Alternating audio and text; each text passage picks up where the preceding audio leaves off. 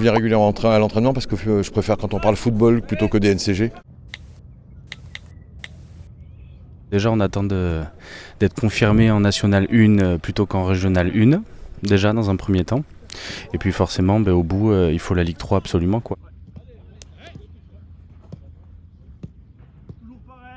Qu'on décide de remonter et que le club reparte d'ici quelques années en pro.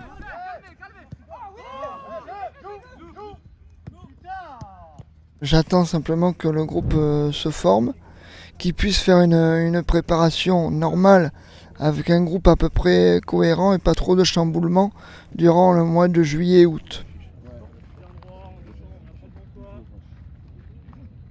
J'aimerais bien qu'elle commence, parce qu'on est à 5 jours maintenant de la DNCG. Moi je rêve qu'on ait un peu de continuité, qu'on puisse avoir une équipe qui performe, ça serait bien.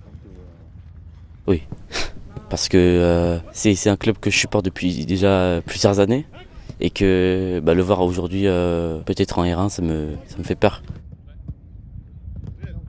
Après, on se dit qu'effectivement, ils sont en train de monter l'équipe, qu'une semaine avant, ça serait bête de ne pas mettre les 9 millions d'euros qu'il faut pour passer la DNCG, quoi.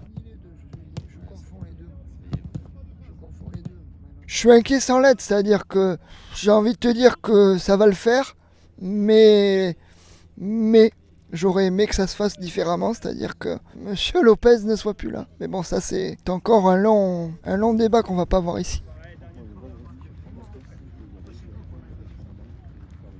J'aimerais de la continuité pour les féminines, j'aimerais que le projet avec l'équipe B puisse permettre d'avancer, que les U17 nationaux, un peu de stabilité, un peu de progression dans le club, parce qu'on n'en a pas eu depuis longtemps. Écoute, les joueurs ils sont là, moi j'espère que du coup ça a bossé bien.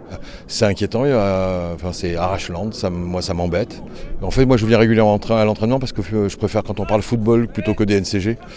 Donc je croise les doigts pour que ça passe. Et puis de toute façon, qu'on soit en R1 ou en Ligue 1, de toute façon moi je serai toujours là.